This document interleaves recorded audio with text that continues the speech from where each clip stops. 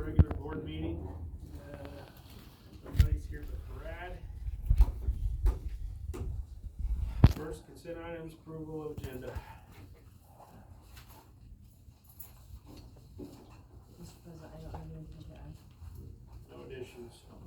I'll make a motion to approve the agenda as presented. I'll second it. All in favor? 6-0.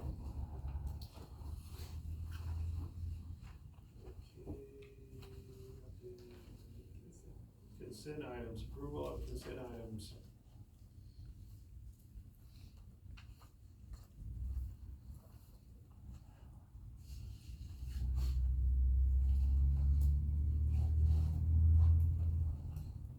I'll make a motion to approve the consent items.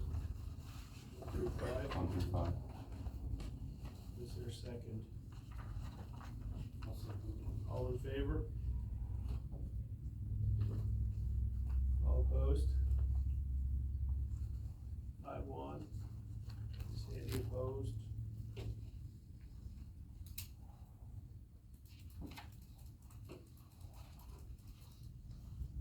guess we do staff presentation. Literacy team.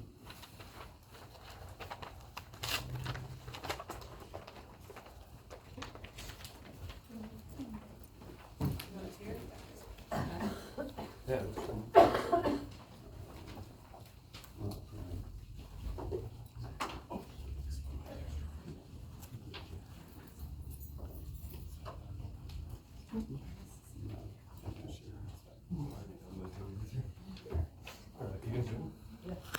Alright, so this is our literacy team.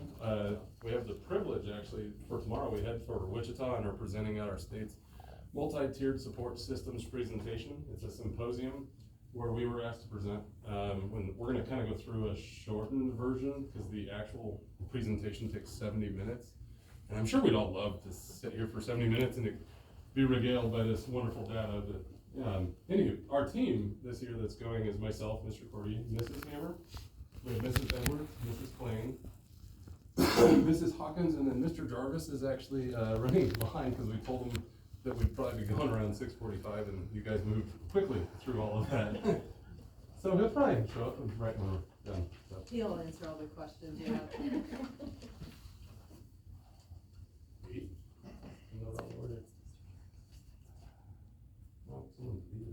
No, this is it, this year.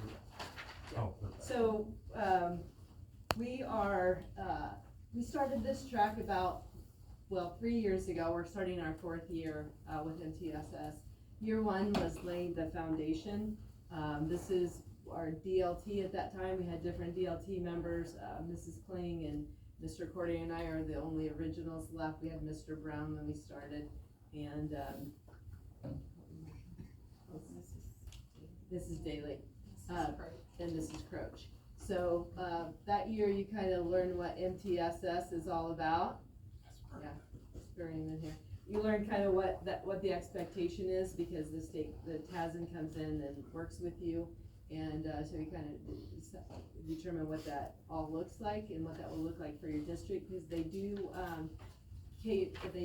customize it for your district, and they kind of get a feel for what your district, where you are in your district, what you've done, and who compromises your district, your staff, your students.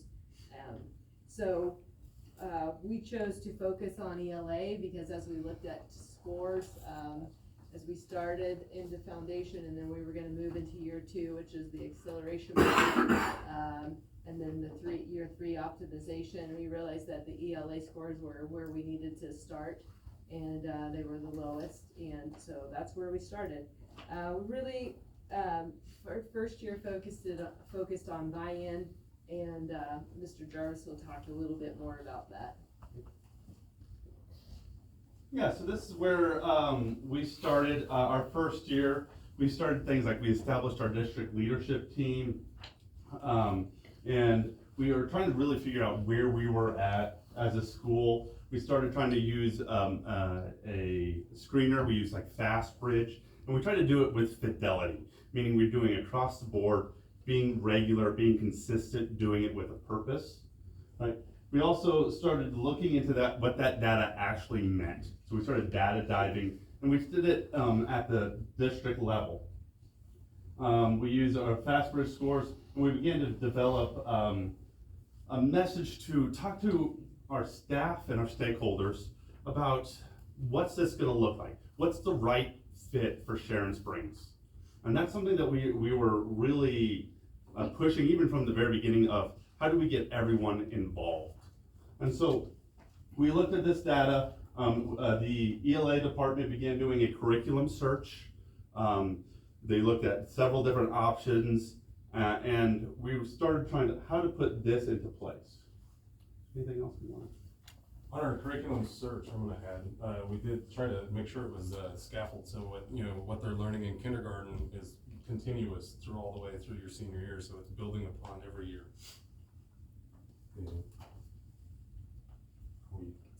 That's what I thought. I was like, I'm not looking at that. We're doing a little activities during it, we won't make you get up and do the activities. So, as we worked with, this is the logo that the TASN uses, but the tiered systems of support. These are the things that they say are accelerators for leading change within your district. You create a sense of urgency. We felt like the statement says you need to do multi-tiered systems of support, right? And so we were kind of not doing much of that. And so we had a sense of urgency that we really need to get into it, doing it. And so we had most of the staff were very urgent about, we've got to help kids, we've got to meet them where they are. That's what MTSS is. Create and communicate vision, where that was our first year. We're creating a vision, what it would look like for our district. Form a coalition and empower others. At that point then, we had a district leadership team who then spoke to building leadership teams. And everybody was a part of a team as we went and did MTSS. Plan, create, and celebrate short-term wins. We, at late starts, you might wonder what we do, but we go through data, we celebrate wins, as well as where we need to help students and give them a more differentiated approach. We also celebrate the little wins, and that's important. And then consolidate and embed change into the culture. So we don't a lot of times do the same thing over and over again. We're changing, we're trying to help kids get better. And so we're constantly developing the idea that we're going to meet kids where they are. We're going to see where they are and then meet them and their classmates exactly where they need the extra help. So that is sustained improvement. Okay. Okay, and then we started to kind of the second phase, the second year. Knowing that we were wanting to do ELA, it seems like we kind of pushed that maybe a little bit, we pushed it fairly quickly, I feel like. But core instruction is where, this is where you really want to be reaching kids during this time as much as you can, not so much during the intervention times. So it's really important for your core to be strong.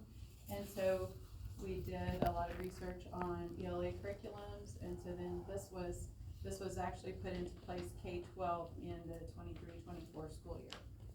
And then as far as teaching strategies, the people from TASN, the people that we work with, they come in and they model different teaching strategies. They show us, how to do different strategies, and they're just very knowledgeable in the resources that they bring to us there. The data diving, we've looked at FastBridge data. When we first started, we were like, yeah, this is where they are, but we didn't really understand the difference maybe between looking at the different types of data that it shows, whether it was just on norms that are across the nation versus benchmarks at the levels that you want students to be at.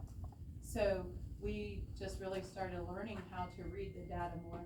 Not only that, from the initial screenings, but then the data from the growth reports that we can look at after the initial screenings. And if to add something on that, one thing that was different on this year is it was done at the building level, which means everyone was involved at this. So it wasn't just the English department, we were all hands off. No, everyone dove in, everyone looked at it, everyone took ownership at the building level. Yes, and then we just keep continuing, like Mrs. Hammer had said about the late starts. This is where we're meeting, just last week. One of the main things that we're doing is using our fast bridge data and then going and grouping kids into groups. So then they are working with, different teachers to work on the different interventions that they specifically need. In 23-24, we actually did have the, win time integrated throughout the elementary. And then it just kind of was, then we worked toward getting it put into high school where it was fully in all of last year. But even, I can remember we kind of started toward the end of that 23-24 year with the junior high and high school, trying to get a feel for what it was going to look like. Developing the master schedule that, we just had the, made a schedule for the elementary with those times put in there specifically for when kids were gonna get their intervention time. And then again, the new ELA curriculum was embedded into the schedule, so. I know the board really loves all of the acronyms that we use in education. Realize that MTSS and win time, MTSS time and win time is the same thing. We've developed it for our school, for students, what I need. Okay, so each student, what they need, so what I need time.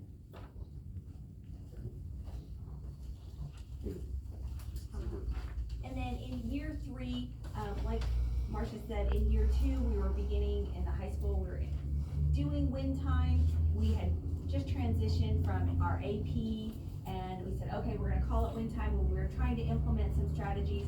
But in year 3, we were really able to look at that schedule, look at best practices, and say, what kind of schedule do we need to make this work?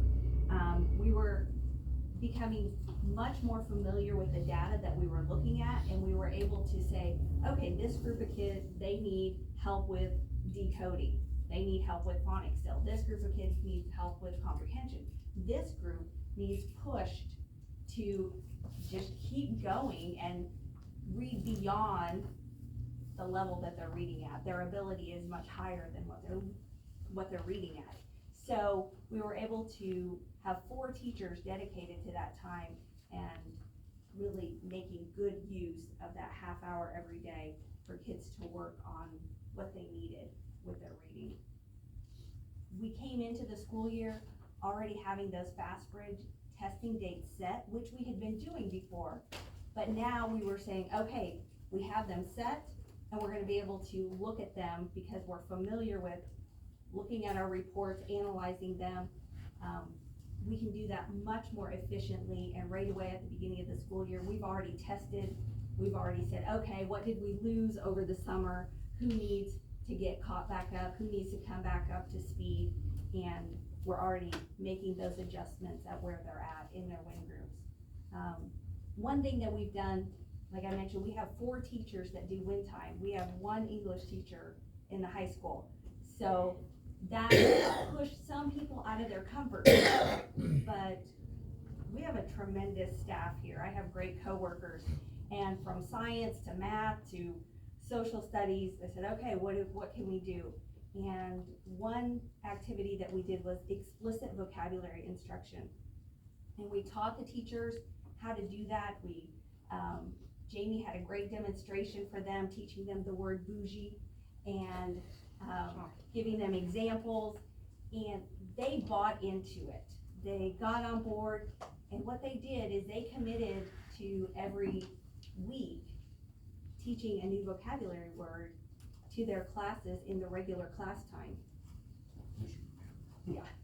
And if you think about that, how much more vocabulary a student would be learning just by doing that in their core classes.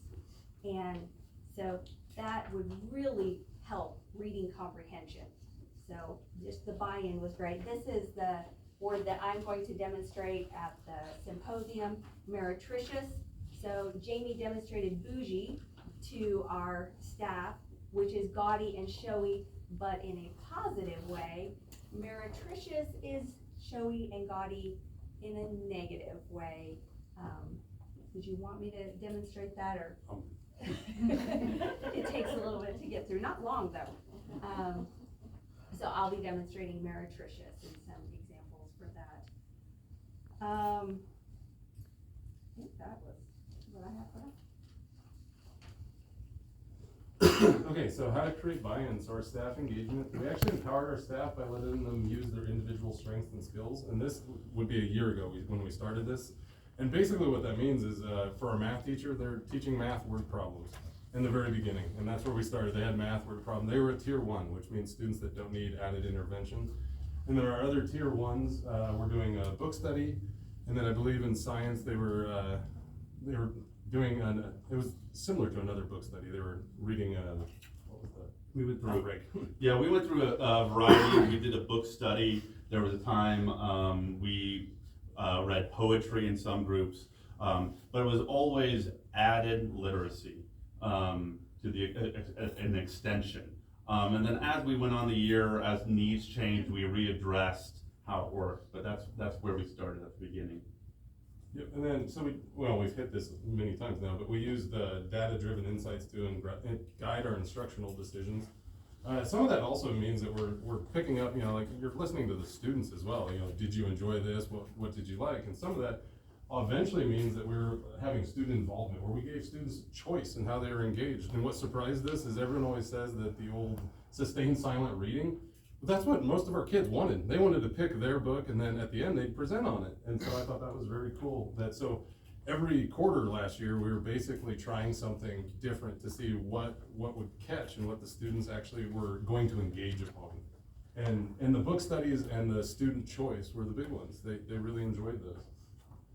We also ensured that everyone participated, no one is left out. And what that means is on our tier 1, that's why when you hear students talk, we just read in win time. Well, right now, English and literacy is what we're focused on. And so if you're in the tier 1, yeah, you're gonna read, because that's what our tier 2s and tier 3s are doing. How does it sound? You're almost singling a child out if they're tier 2 and 3, and then the rest of the group gets to go do archery.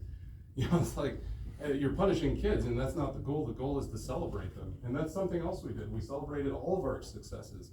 So our students that moved out, we celebrated them. Our students that didn't move and yet made progress within their tier, we still celebrated in the spring.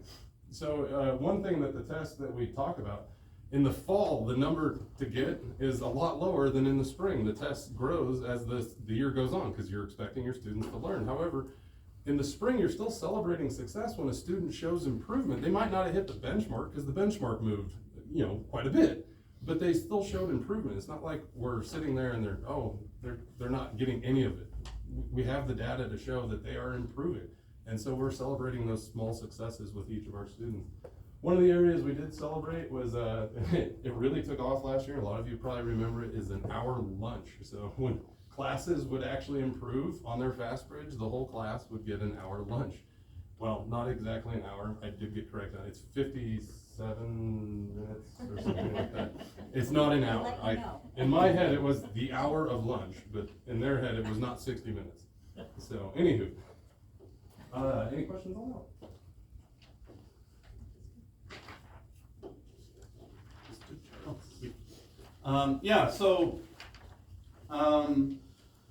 One of the things we're constantly doing, we're constantly reviewing the data.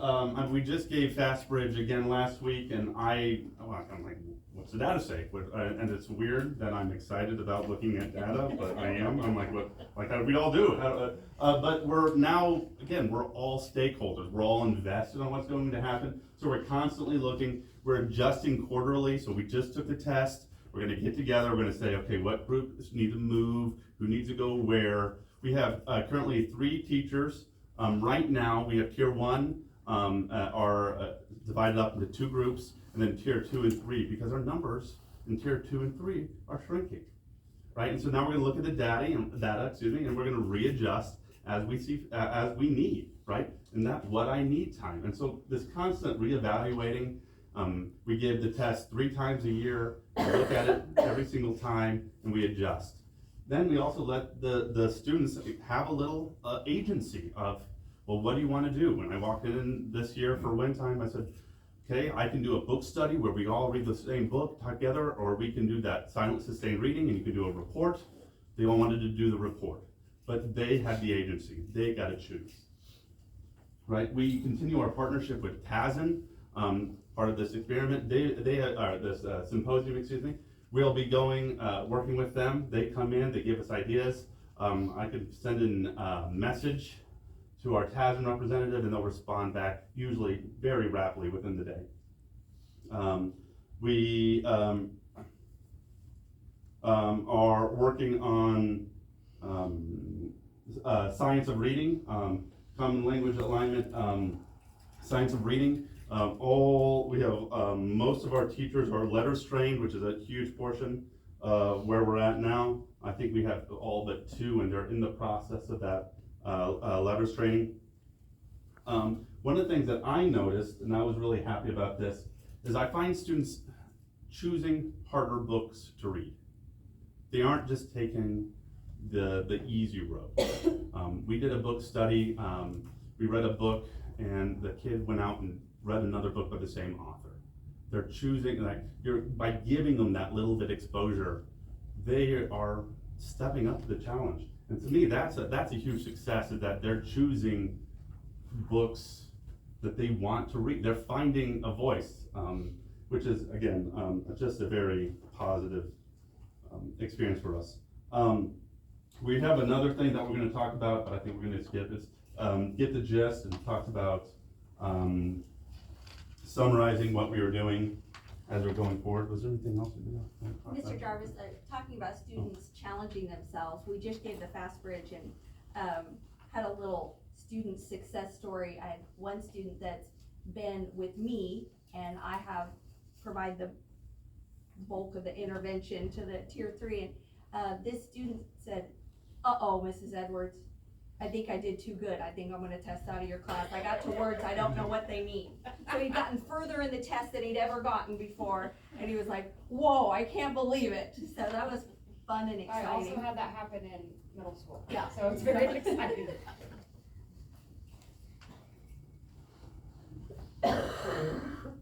And so this is, This is the reading instruction. They give us a pre-test, I should say pre-test, a pre-survey, the staff, and then, so it just says like, how familiar are you with the reading, MTSS? And like, my administrators are committing to implementing tiered levels of reading supports. 3 years ago, we were at 4.47. This year, last year at the end of the year when we finished our work with ELA, 4.87. So as you can see, and I can share this data with you if you'd like, but you can see we pretty much increased all of that data, and you can see some of these jumped fairly high.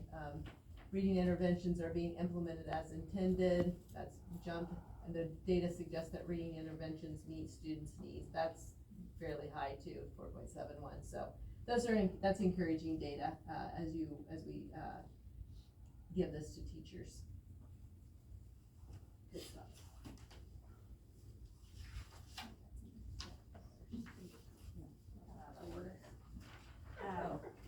We did have some pit stops along the way, some challenges. Just taking time out of the classroom to learn how to read that data.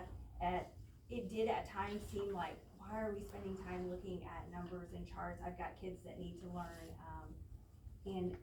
but honestly, TASN made it easy for us. They walked us through step by step and having a plan where we were gonna go with this.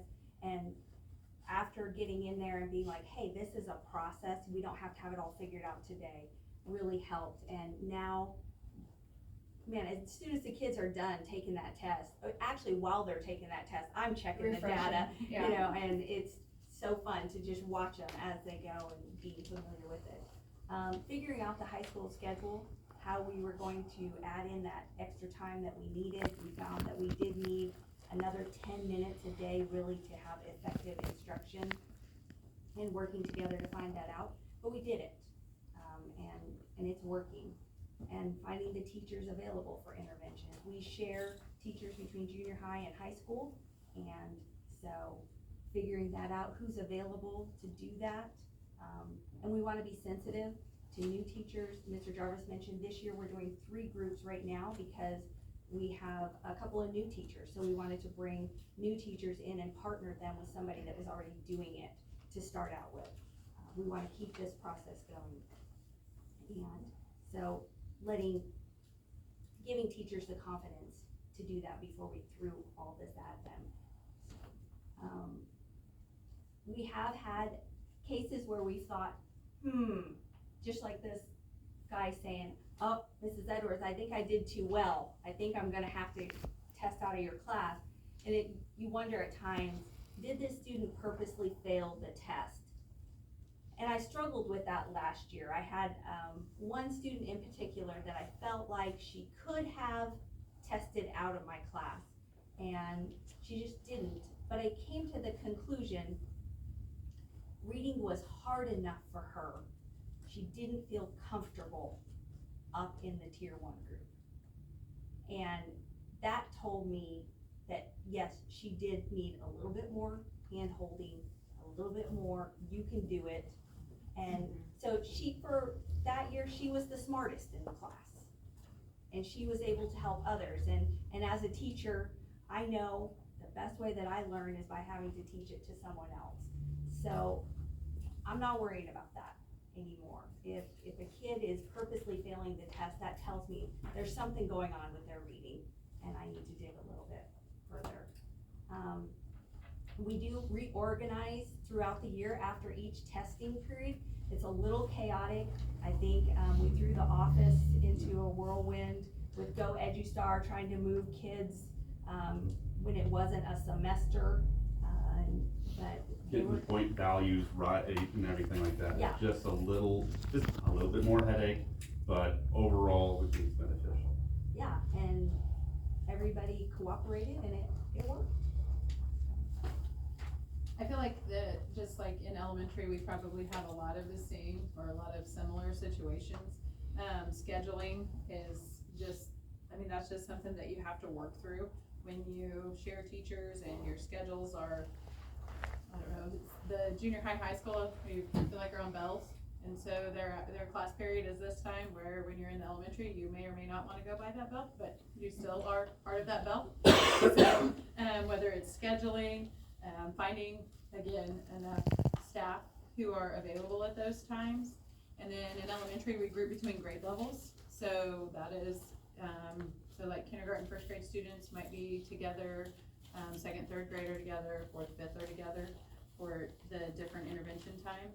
And then just as teachers, having that confidence to know that, so if I'm in charge of fluency for this group of kids, that I have the resources that I need, and you just that willingness to figure out that you can do what you need to do.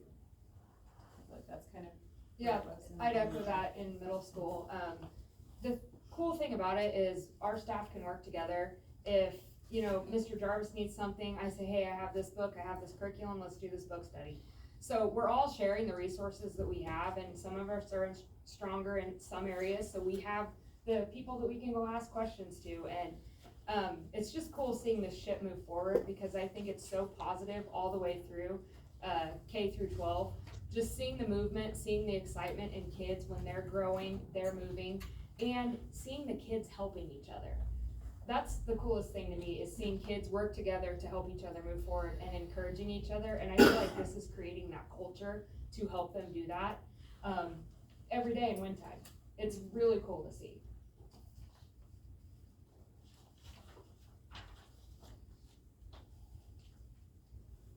So our destination, we want to keep, we're transitioning to math, and I think we've said that several times. We're trying to, we've got a really great acceleration in the ELA, and we want to transfer that into the math. So, but we need to keep our ELA going in the same direction that it has in the last 3 years. So we've got to work on that, and as a DLT and the literacy team, we got to keep that at the top of the list. New staff are always challenging. We love having new staff. How do we get them, trained and on board and realizing the importance of it? So that's something that we're working on. Schedule changes every year. Ever since I've been an administrator, I've never had the same schedule. That would be an administrator's dream, is just to have the same schedule, right, Mr. Bullock? And, but that doesn't happen very often, and so, schedule changes, I spent a lot of time, doing the, Mr. Cordy and I and some staff members working on how that would look for each part of the building, so. Finding new strategies, we're always looking for new strategies, and like we said, we have the resources at TASN. We had a phenomenal, I just think she's a phenomenal, consultant from TASN. And she helped, and we're actually still meeting with her. We're gonna meet with her on Monday and go through the data with her, a little bit, and then she usually will suggest strategies, but teachers have, if they need a one-on-one with her, she'll make it in her schedule to say, okay, try this strategy, this is how it looks, this is how it works. And watching her come in and work in the classrooms, especially for some of the new teachers that we had last year in the grade school, watching her come in and work with them was so awesome, because not only do they get to see it, but it's also like a mentorship for them to learn how to run an ELA class. And then just keeping the excitement, these guys are excited, and that's always good to see, but we gotta keep it, as well as keep and get the excitement for math.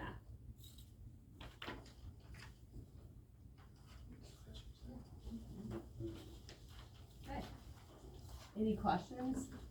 So, doing as much studies I have on MTSS, I'm really impressed. I know how hard MTSS is with the many studies that I've done. And my question was, and I think you took care of all those, is how do you get enough teachers to take care of all these tiers at the times and work it all in is huge on other schools. I've heard a lot of, they're pulling janitors in some schools to do this, so it sounds like that this is working for you guys. Is that what I'm hearing? Absolutely. So you've got it worked out really well.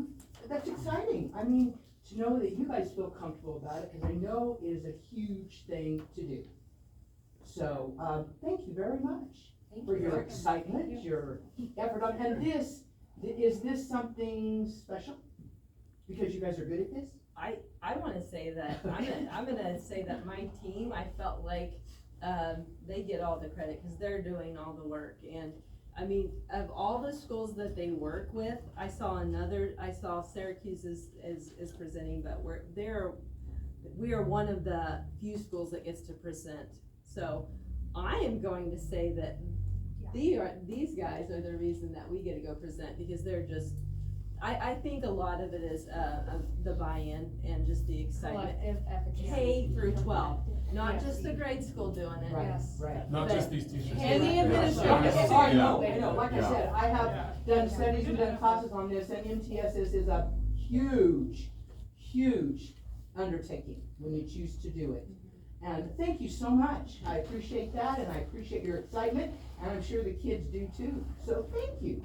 Thank you. Anybody else? I think it's awesome, because I know you guys were starting out at square one just a few years ago, and I think it's pretty impressive and says a lot about our educators that you're going to present on it now. So thank you. You guys have done an amazing job, and I love seeing how excited you are and how that trickles down to kids too, the excitement does. We didn't know what to call it, and so they were like, we need a title, I'm like, what about 0 to 60 in 3 years? Because we were at 0, Yes. just nothing, so. Thank you for being amazing educators. Thank you. Thank you guys. Thanks Thank for the you. support.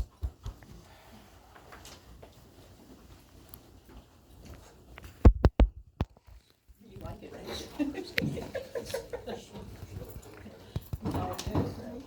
Looks like we're citizen comments. Anybody have anything to say?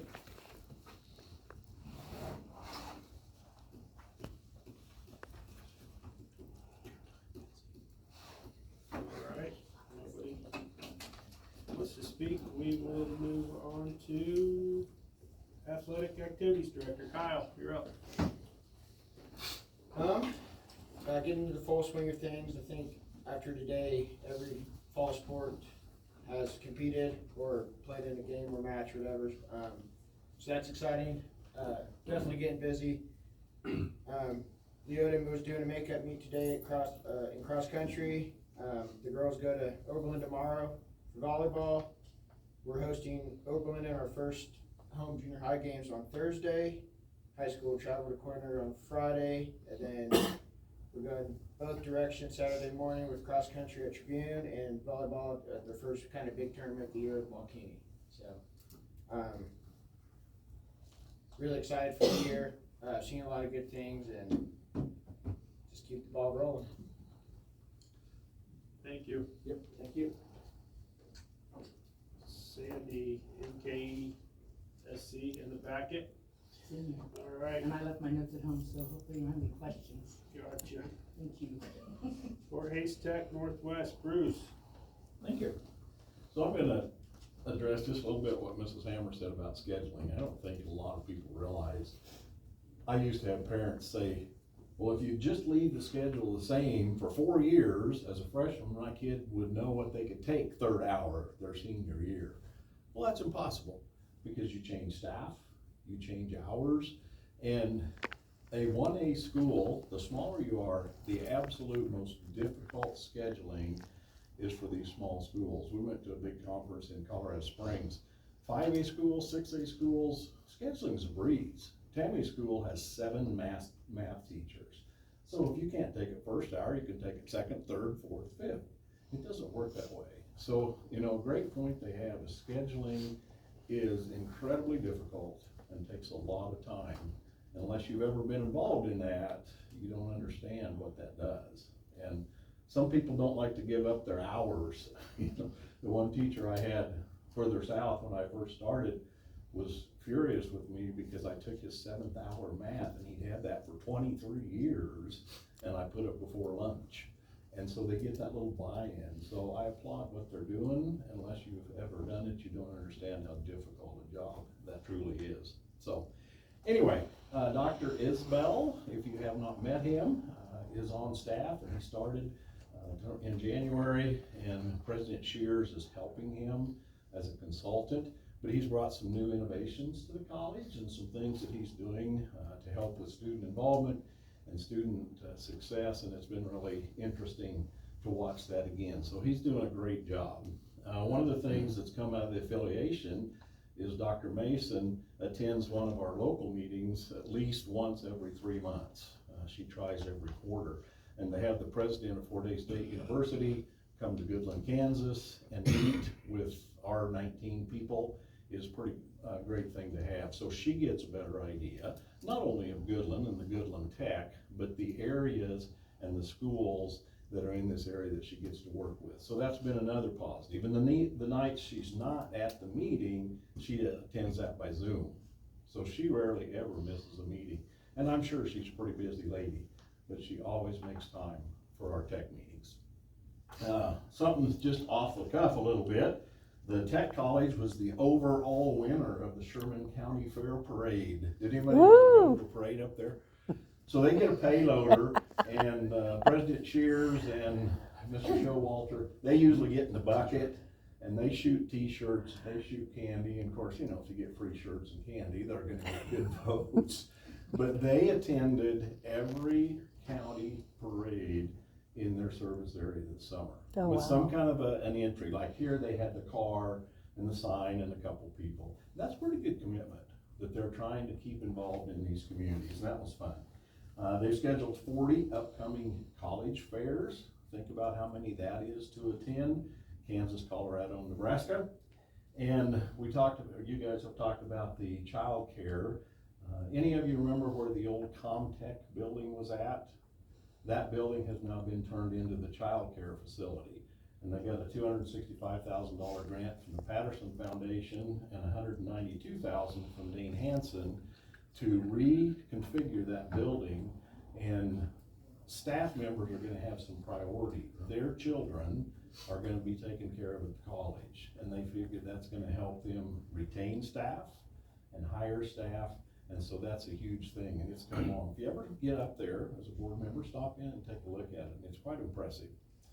Enrollment up is about 3%, as the last numbers, and enrollment rising and always good. That's how they fund the college. So some great things continue to happen. It's always different when you change leadership, whether it's superintendents, principals, building presidents, but the guy I think is doing a really fine job. So, questions? All right, thank you. Thank you, Bruce. Principal report, Andrew, you're up. Excuse me. So our school year is officially underway since last meeting. I'm pleased to share that our school culture is thriving as we embark on this new journey. This year we're also excited to welcome 2 exchange students from Italy to our community. Jacopo and Lucia, I think I could do wrong. She just showed up today and I'm still trying to learn her name. Jacopo's adapting very well and embracing our culture, and I think Lucia will do just the same. She's very excited and very happy, which is a great combination.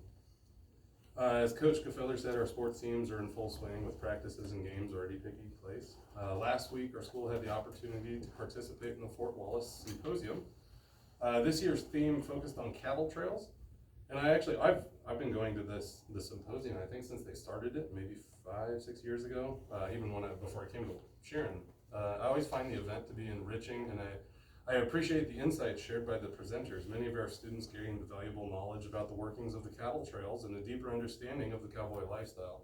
For example, I didn't realize why the trails continuously moved west, and it had to do with homesteaders and banning, I think what they said was they banned the Texas cattle because they were immune to some tick bug that the local cattle weren't, so it was killing the local cattle, and so they put quarantines on it, and so that's why the trails kept moving west. I did not know that, so I thought that was interesting. Additionally, this past couple weeks we successfully relaunched our Booster Club after a lengthy hiatus. The members bring a wealth of enthusiasm and innovative ideas to the table. Their first fundraiser is coming up and is scheduled for homecoming week, and we are eager to support their efforts and look forward to a thriving Booster Club again. As we talked about earlier, our literacy team will be traveling to Wichita tomorrow to present at the State MTSS Symposium. The other perk to that is we present Wednesday morning, and the symposium goes through Thursday afternoon and into evening. And the conference is also an excellent opportunity for our teachers and our literacy team to network with other schools and see what they're doing, but also to learn. We also get to sit in on different presentations. And I think, for the most part, most of us are not all going to the same one, so it's a very wealth of knowledge that we potentially could be bringing back to our school, which is exciting as well. Especially because it helps effectively meet the needs of our students' needs. Coming up as well, next week we will be preparing for homecoming as we take on, I believe, it's Oberlin next Friday. That'll be an exciting time for our school community. Any questions? Thank you. Superintendent report, Christie, you're up. Facilities update, basically the lighting is done and we would like to fix an outside fixture, but that will be kind of as if we get this HVAC system rolling here. We did have an issue with the boiler pump, and we'll talk about that later. And Dale is joining us, and he will maybe shed some light on that for us.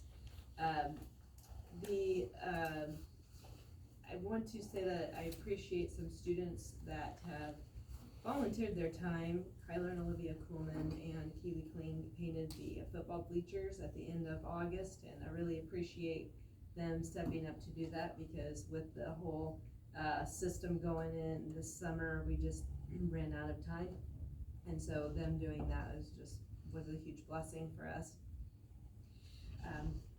I did have a guy come look at the tree row. I know that has been an item that we needed to get fixed, and I still have yet to hear from to get an estimate from him. I'd also like to get another estimate from another company, so if you know of someone, please let me know. It looks to be a very big job in which we may have to bite off a few areas at a time, but it's definitely, we're gonna have to do something. It's in pretty dire shape. our KISA, our school improvement, we are meeting next week with our consultant, and we are gearing up for our year review, and then looking into what we're going to be doing for our school improvement for the next year. It's very strange because we started this in November, even though school starts in September. It's how the state has set that program up for us, but we've already we met our goals at 6 months. And we're already looking ahead, but the state wants us to do the report in November, so. We did a late start last week. We looked through testing data, that's already been said. And then we worked on math alignment, and that's pretty comprehensive, but we're gonna get it just like we did the ELA and all that we did there. I attended the superintendent's council last week.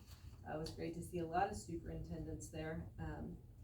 I will be going to the symposium this week, and also I will be doing a leadership training in Girard. When I initially signed up, I thought it was going to all be in Hutchinson, but it actually works out that I'm already in Wichita, so this first one will be in Girard. I've never been to Girard, but now I know how far a consultant has to come from Greenbush. But I'm excited about the leadership training I'm going to get from them.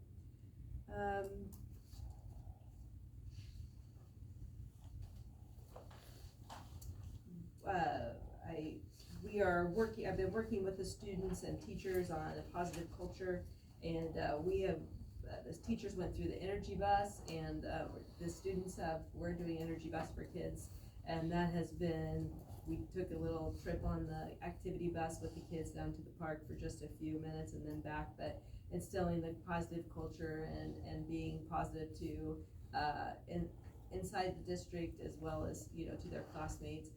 It's been a good start to the school year, so very excited about the school year. A lot of enthusiasm and positivity.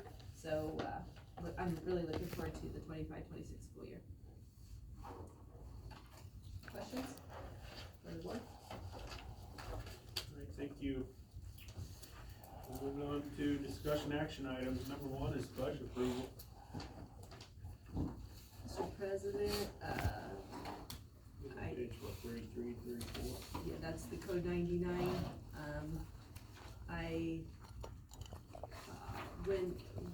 If the budget gets a motion, motion will need to include, that the needs assessment was reviewed. If you remember, I did that last, month with you. And if you don't remember that, I have a copy of it. And then also looking at state assessment scores, which we did previously this summer. We didn't go through a lot of the state assessment scores because we are a year behind out of the state assessment scores. I do have you remember it looked like this, but they set new cut scores, so this is actually 2 years behind. But when the motion is made, we need to include that the needs, considering needs assessment and the accountability report. So you say, why is that behind? Because that's kind of what. Well, they set the cut score, so like normally we would have them at the end of May, but since the test was new, the tests were new, then they set a new cut score. So we're, like, all of us superintendents are like crossing our fingers, are we getting those scores soon? They're promising by October 1st, but they're saying next week or the week after, so. Okay.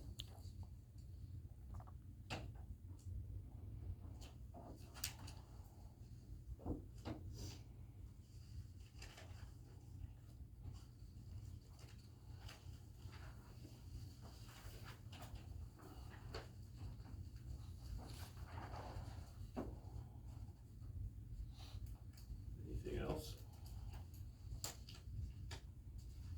We have a motion? I'll make a motion to approve the budget and include the Needs assessment needs assessment and state accountability report. and accountability report. Got that. Is there a second? All in favor? 6-0. All right, thank you. Moving on. Mr. President, Yes. Lindsay Daniels is here, sorry about that, to talk about the CDs and the money market, and so we could, if it's okay, Well, first of all, I want to thank you guys for being patient with me. I kind of stepped in on this treasurer position probably at not a great time of year. So please bear with me as Joanna and I find our groove. She's been extremely helpful through the process. So I just ask that you please be patient with me until I kind of figure out what I'm doing. With that being said though, I was looking over some of the CDs and I have a couple of suggestions. You guys are all familiar with how certificates work, certificate of deposits. From the date of maturity, you have a 10-day grace period to kind of make negotiations on those CDs. 2 of the CDs, right now, you have interest not paying into the CD, you have it paying back into the general fund. Least desirable for 2 reasons. Right now, the general fund is in a now account, which is earning the lowest amount of interest of any of the accounts that you can get. Second of all, the general fund houses so many other funds lump sum into one, it's kind of a bookkeeping nightmare to have interest going into that. So 2 different scenarios that I would make suggestions on. On a CD, you can, interest pays every 6 months or at maturity, whichever comes first. So your CDs that are less than 6 months just pay out at maturity. If you roll your interest back into the CD, that's the highest return on your investment. You're gonna earn more income by doing so. The problem with that is those funds are tied up. You're not able to use those funds. My recommendation would be to have that interest paid to the money market account. Right now, hopefully you guys got this. They have a copy of that. Right now, for example, at Eastern Colorado Bank, our Freedom Now checking account, which is where the interest is going on those 2 CDs, is earning 0.2%. If you put them back into that 12-month CD, you could be earning 2.73% versus 0.2. If you put it into the money market, those funds are usable. You're earning more by doing so than putting it into the now account, but less than you are by putting it back into the CD because those funds aren't locked in. So by rolling that interest over into the money market, you could be earning 1.25% versus 0.2%. You have, right now there are 2 CDs that are rolling back over into the general fund. One of them matured yesterday. So we have a 10-day grace period that we can make negotiations on.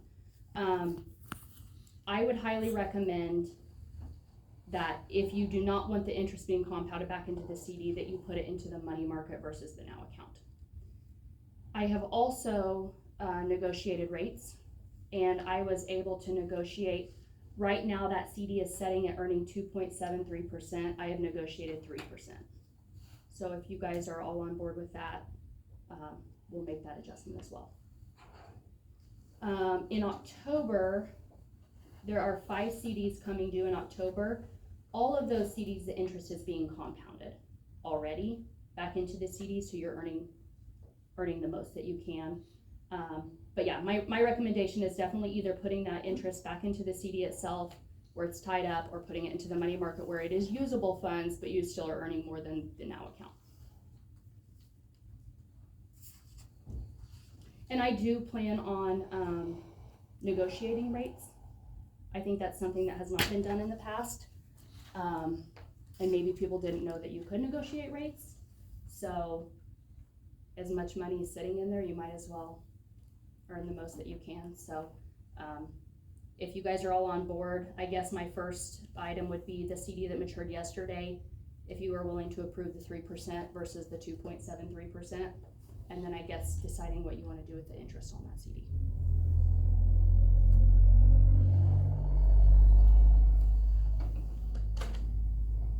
So right now, the interest is coming back to the general fund at a very low rate. Correct. On 2 of those CDs. Okay. Yes. So if we wanted to roll it back into the CD every 6 months, we can pull it out. Correct. No. At maturity. And that is. So right now, the CD that matured yesterday is a 12-month CD. So those funds are locked in for 12 months. Right now we have a 10-day grace period, so we could roll that interest back into the CD if you wish to. Even though it pays every 6 months, you can't take it out until maturity. Okay. But are they all 12 months or they're different? No, Okay. there is a 36 month, which does not mature until 2026, so we have quite a bit of time with that one. The one that matured yesterday is a 12 month, and then the remaining 5 are all 182 day, 6 month CDs. So have we ever had to make an emergency pullout, Well, not since I've been here. Bruce? You can pull funds out early, you just get charged a penalty. Right, right. How much What's is the penalty? Depends on the CD. On 182 day, I believe it's 90 days interest on the amount that you pull out. What about the 365 day? That one, well, Ross, I'd have to look, but I can let you know for sure. They're all gonna be right around 90 days worth of interest for sure on the amount that's pulled out.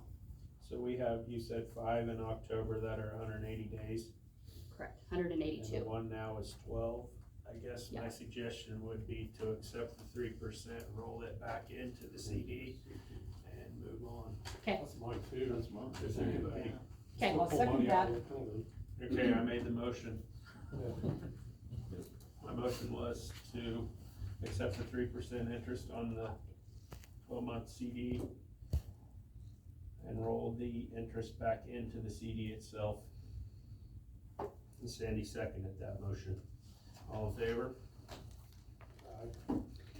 6-0. So the next 5 that mature in October. Mhm. Is that something we need to act on now, tell her to do, that's already how they're being done. That's how they are being done. I will negotiate rates and I'll We come can back at accept next the new board rate, meeting and, hopefully. I'm sorry, We can accept the new rate, hopefully. hopefully, yes. Yeah. I might ask some of my budget gurus what they do, I mean, if that's. Can she just email us what their new rate is, or does she need to come to the meeting and Well, present it to you? she wouldn't have to present it. can I email just, it to you. this initial conversation was good, I think. Just let us know. I mean, you can go back anytime. want We'd to. love to have you. This is my first board meeting ever, so thank you. Okay, thank you. Thank you. Thank you. Alright, moving on to number 3, approve substitutes. Mr. President, I have a substitute that should be getting her, she's working on, she's really close to emergency substitute. State is a little bit slow right now, but I'd like to recommend Catherine Fisher to be added to the substitute. I'll make a motion. Is there a second? I'll second. Any discussion? All in favor? Bruce. 6-0. Okay, number 4, appoint 25-26 KSB delegate. I'd be interested again. I was gonna say, who is that? Isn't that Stephanie, Chuck?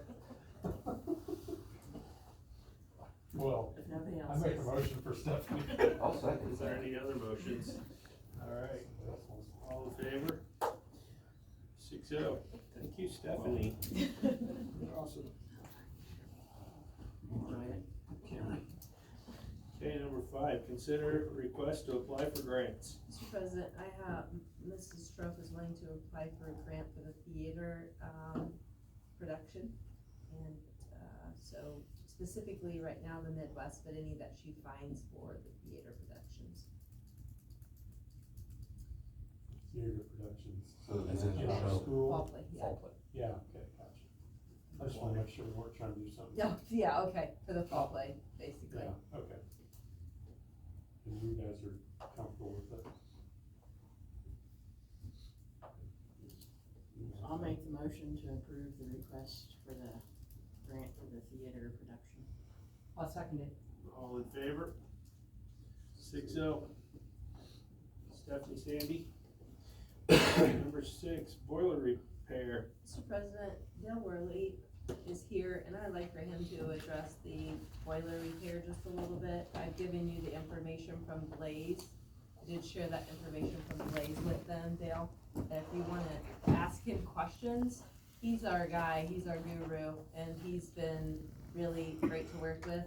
And kinda make sure that I'm up to date, so. Dale Worley, I'm the construction manager for Navitas here on this project. During the process of completing the installation of the heating water system in the high school here, the boiler system had been laid up, shut down. Upon startup, the pump sprung a leak. Not too surprised. It's a 30-year-old pump. I mean, when you think of a 30-year-old vehicle, to have it still running is pretty amazing. Two options with there are several things. I don't know to what level of detail I want to get in here, but with the pump itself, there's two ways to approach it. You can rebuild it, and we've looked at trying to find the seals, impeller kit for that pump. That pump hadn't been made in years, so if we can find one, Tetros says it's probably going to be 6 weeks out before we even get the parts to repair it. Replacing the pump,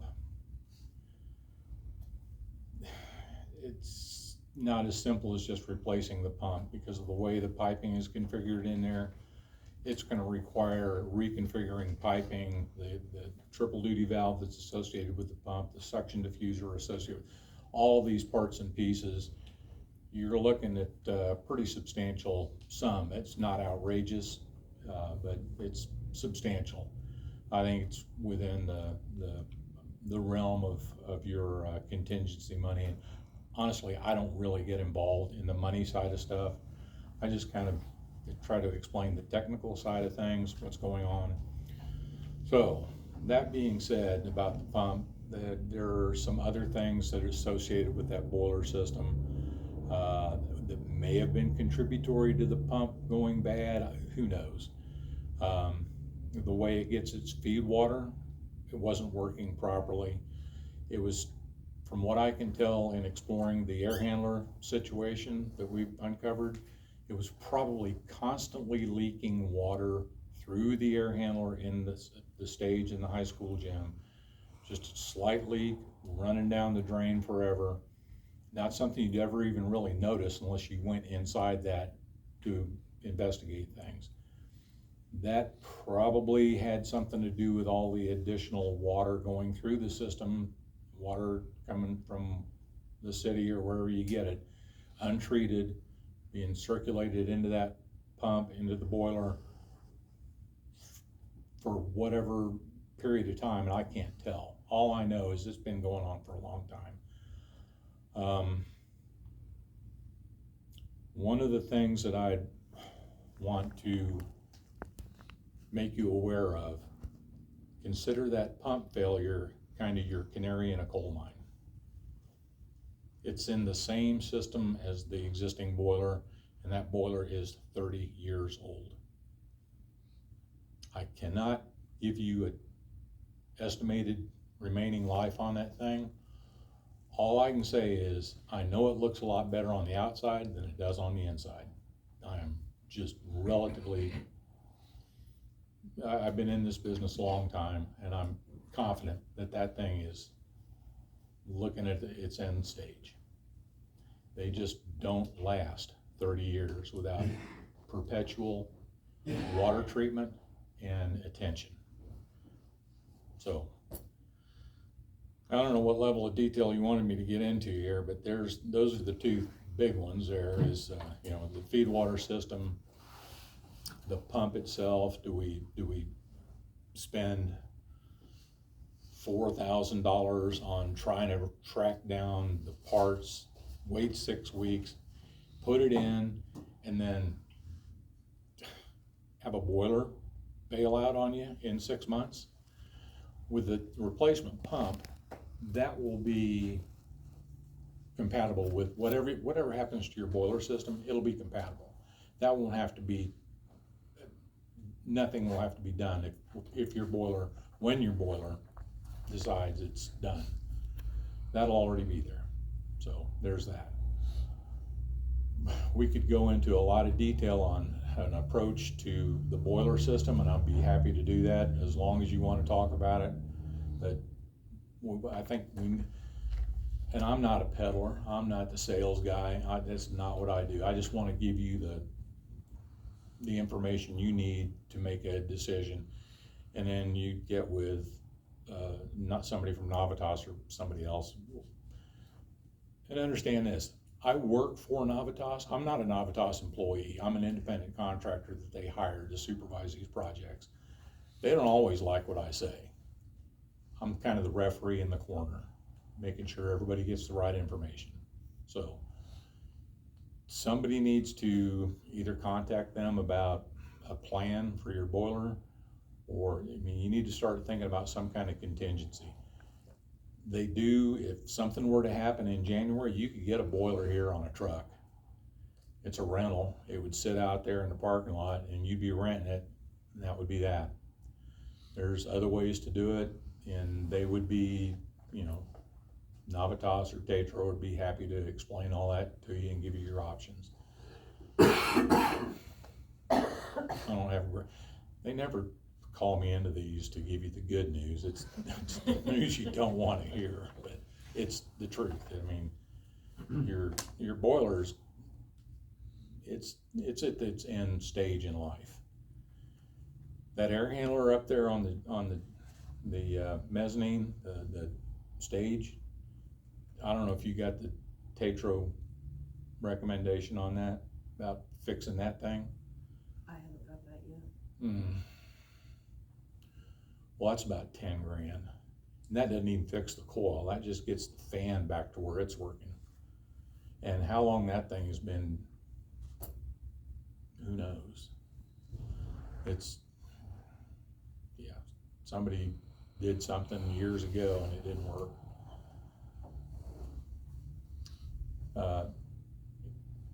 There are two big fan wheels, right? Two big blower wheels in there, one motor, common shaft that goes through there and spins them both. At some point in the past, there was a bearing went bad in there. So they cut that shaft in the middle in between the two wheels, probably lifted one side of it up, slid a new bearing in there, and then when they put them back together, they used a piece of schedule 40-inch-and-a-quarter pipe as a kind of a, you know, yeah. And if you've ever done anything like that with a brush hog or something, you know, it ain't gonna stay on there very long. Well, it didn't. And one just sat there and spun forever, and the other one sat still, and it tapered the end of that shaft. So that shaft is shot. Now, we can look at replacing the bearings and joining the shaft together, putting some kind of a reel coupling in between there. There's no getting the shaft out and getting a new one in. It's just, there's just not enough room to do it. We'd have to knock a hole in the wall to get the old shaft out. So yes, there's just some creative things that have to be done to get the thing back in order. It's been delivering half the volume of air that it's supposed to deliver for, I don't know, whenever that coupling sheared its bolt off. It was chunking in 1996. So it was before that time, I can tell you that. Oh no. Yes, it's chunked a long time. Well, I have a video of it here. People didn't believe it, and I just got up in there and spun it, and it goes clunk, clunk, clunk. Yeah, so, I mean, that's the news. So going back to the boiler, the pump, so if we replace the pump portion of the boiler, you're telling us that that pump will be compatible with the next boiler, so. Yeah. So we can run our boiler, existing boiler. Yeah. The pump system, the pump supplies the building system, the water that circulates through the building. They wouldn't put a boiler like that in today. You'd be hard pressed to find one to replace that that's like that. Today they'd use a modular boiler that has its own little independent circulating pump that circulates water within the boiler plant itself. And that boiler plant will be totally independent of your building plant. Share the same water, but different controls. The pump will be compatible. Do you know, we got a quote on the boiler when we decided to do this project. We did proceed with the boiler.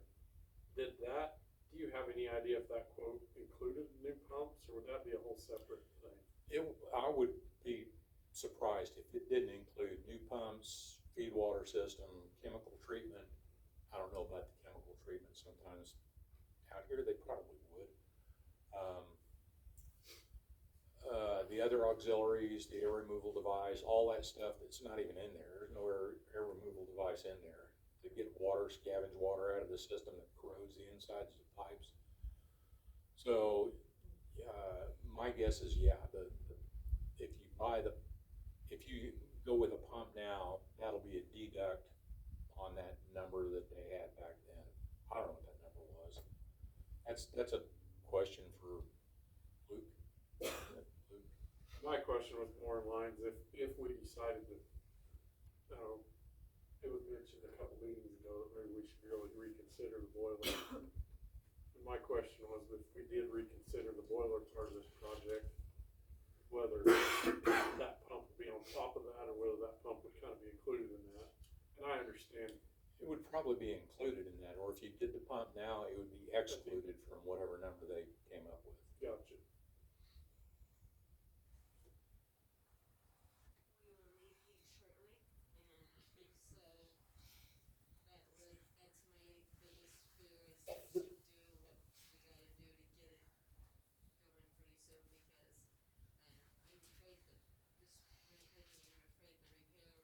Or may not work, and then we're farther out on that, and I think it'd be a total waste of money to do the repair, in my opinion. I'm thinking you need to go the whole thing.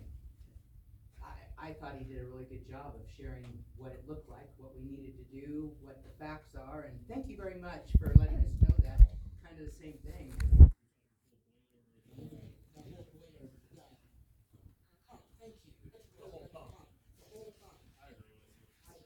I think it'd be a waste, totally. Yeah, we wouldn't be going backwards if one boiler went out. It'd be another project again, but it wouldn't be Exactly. spending waste of money. I can make that a motion. And in your best guess, are you talking, you said you could probably get parts for like $4,000, give or take, I get that. And 6 weeks to find them And if we rebuild put it. a new pump in, we're talking I don't know, days or weeks is. probably around 3 20. weeks. And price of less than. I think it was 20, wasn't it? No, 19. sorry. Yeah, 19, Gotcha. 775, Just under I think. 20. Yeah. Okay. So you're almost 25% of the way there with junk still.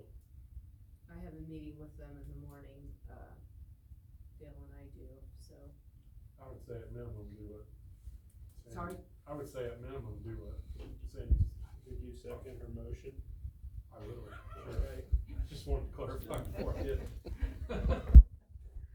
All in favor of spending the $19,007 to replace the whole pump and whatever else goes with it?